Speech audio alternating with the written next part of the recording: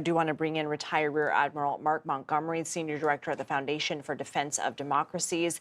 Thank you so much for being here. What is your reaction to Iran's new supreme leader, the son of the now late Ayatollah?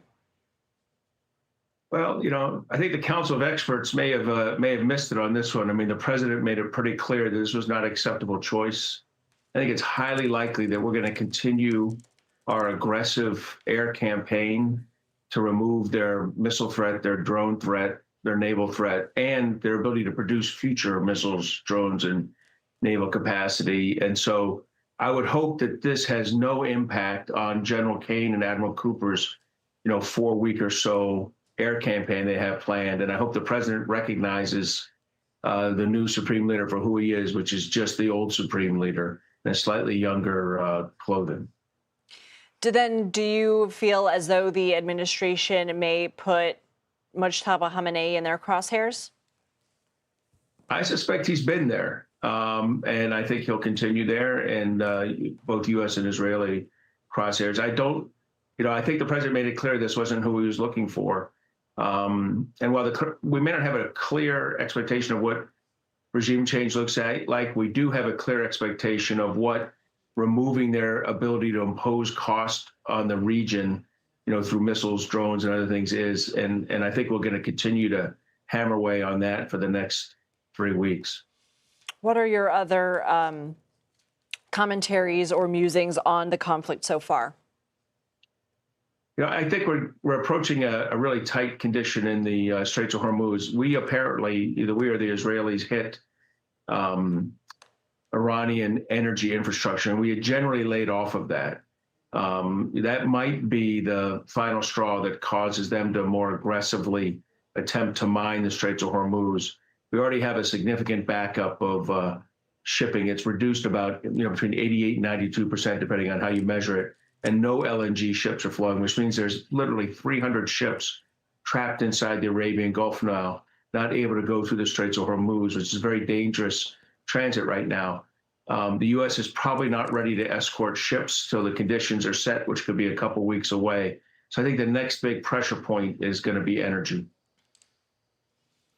Do you feel as though that is going to be the pressure point that is potentially the most politically damaging for Trump, given that everyday Americans are going to potentially start paying more for gas? We're already seeing the increase in the price of oil. Do you feel that that is what is really going to get the president's attention? I think so. I think the other pressure points would be really uncomfortable, like increased loss of personnel. That would be terrible.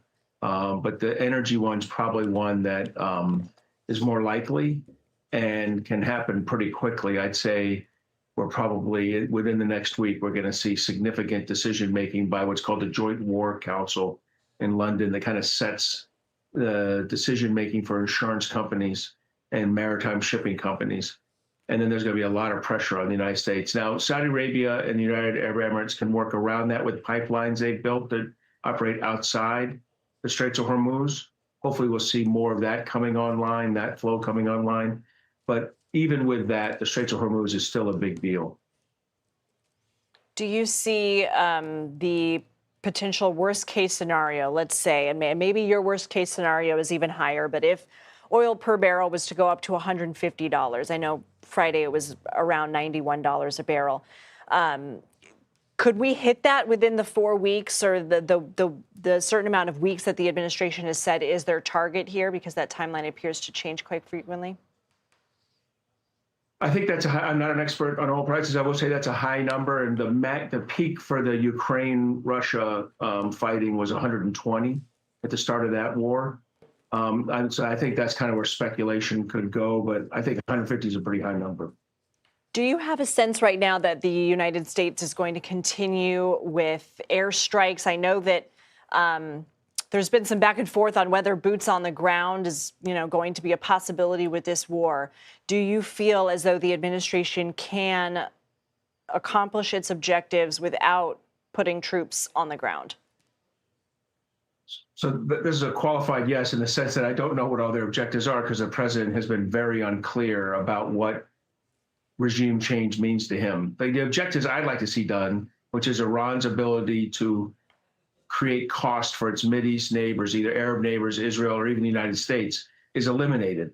That he can do with just air power and potentially like a very small soft mission into the nuclear enterprise, which I wouldn't consider boots on the ground because the boots would be on the ground and out of the ground before it was even reported to us. So the answer is yes, it can be, unless you suddenly start making your objective for regime change, a popular revolt in the streets. That's not going to happen with just an air campaign.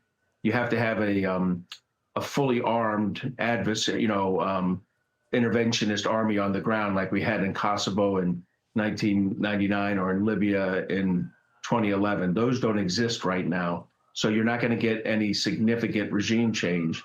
So if that's a requirement, you're going to have a problem. If it's not a requirement, and it's just the requirements I've laid out of destroying their ability to impose costs, you can get that done in the next 4 weeks.